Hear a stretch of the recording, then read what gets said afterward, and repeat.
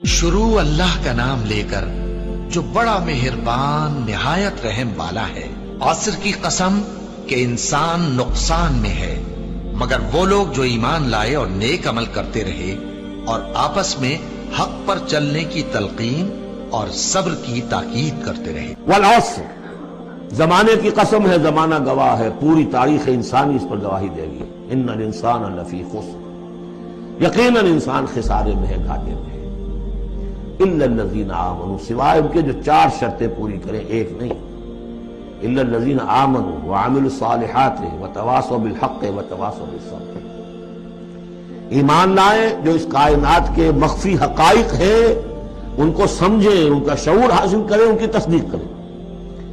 ایمان باللہ، ایمان بالآخرہ، ایمان بالرسالت، پھر اس کے عملی تقاضوں کو پورا کریں۔ وعملوا الصالحات، پھر یہ کہ اس کے اوپر نہ صرف خود قائم ہوں، اس کی دعوت دیں، اس کو پھیلائیں، وصیت کریں، جو بھی حق ہے، جو بھی صحیح بات ہے، امر بالمعروف ہے، نہی المنکر ہے، تواصوا بالحق۔ اور پھر یہ کہ جب یہ کام آپ کریں گے، آزمائشیں آئیں گی، تکلیفیں آئیں گی، مصیبتیں آئیں گی، ریزنٹمنٹس ہوں گی، لوگ ناراض ہوں گے۔ آپ کیوں ان سے کہہ رہے ہیں کہ یہ کام آپ نہ کریں، یہ غلط کام ہے؟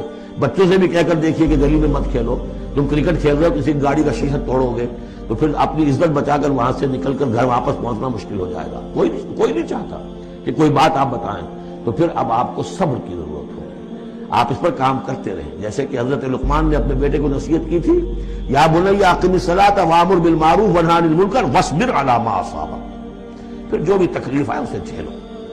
پھر یہ کہ آدمی جو ہے بزدل نہ ہو، تھردلا نہ ہو، کہ اس قدم سے واپس آ جائے اس خوف سے کہ کہیں مجھے اس میں کوئی تکلیف نہ آ جائے۔